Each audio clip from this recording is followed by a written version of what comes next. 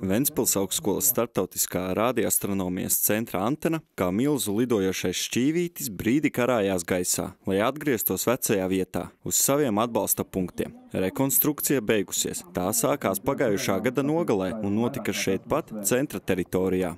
Padomju gados šādas antenas tika lietotas militāriem mērķiem, un tolaik šeit bija nevis zinātniskais centrs, bet kara pilsētiņa Zvaigznīte. Kad padomju armijnieki aizgāja no Latvijas, visu aparatūru viņi atstāja nelietojamā stāvoklī. Likās, ka radars ir zaudēts uz visiem laikiem. Skanēja pat aicinājumi iznīcināt padomju mantojumu, sazāģējot to metālūžņos. Saprātīgi domājošā Ventspils vadība neļāva to izdarīt un izklapatoja finansējumu kompleksa modernizācijai. Radioteleskopa antenas balsta struktūras remonts noritēja veiksmīgi. Šāda modernizācija ir nepieciešama, lai veicinātu valsts izaugsmi un zinātnisko iespēju palielināšanos.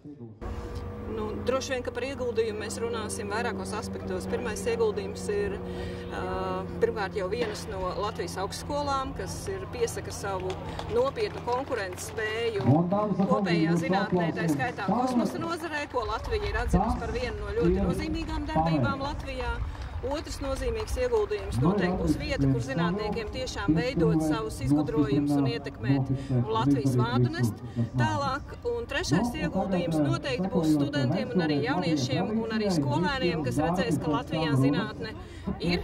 Zinātne var attīstīties, un tas noteikti ietekmēs viņu izvēli, kur mācīties un ko darīt tālāk. Radioteleskopa antenas uzcelšanos balsta karkasa un nostiprināšana ir daudz sarežģītāks process nekā tās nocelšana. Šāda mēroga un komplicētības projekts Irbenē vēl nebija veikts, tāpēc darbam tika piesaistīti vispieredzējušākie inženieri un Ventspils augstskolas zinātnieki, kā arī ārvalstu speciālisti.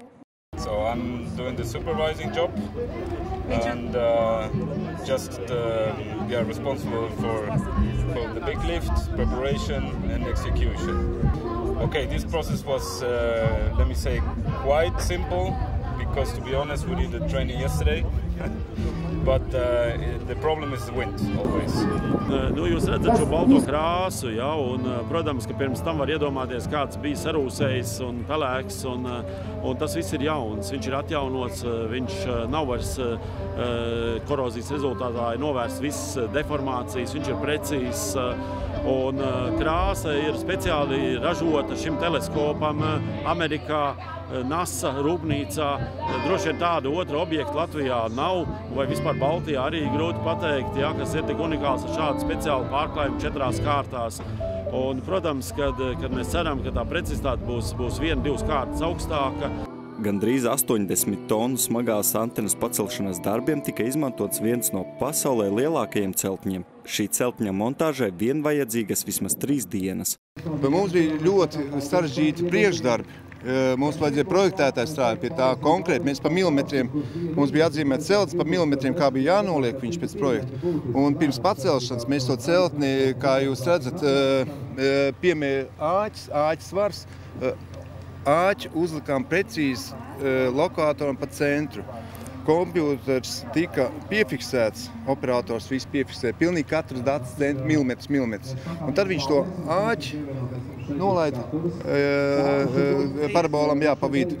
Un tāpēc mums notika tik perfekti, mēs pacēlām, bet viņš ievadīja visus datus un celtnīca nolika to antēnu vietā. Mums bija liela problēma tagad ar vēju drusku, jo vējš pēc visiem datiem mēs redzējām 8,99 metri sekundē. Un bija nelieli vēja plūsmi, lielāk brāzmas, kas pārsniedz tos atļauto normu.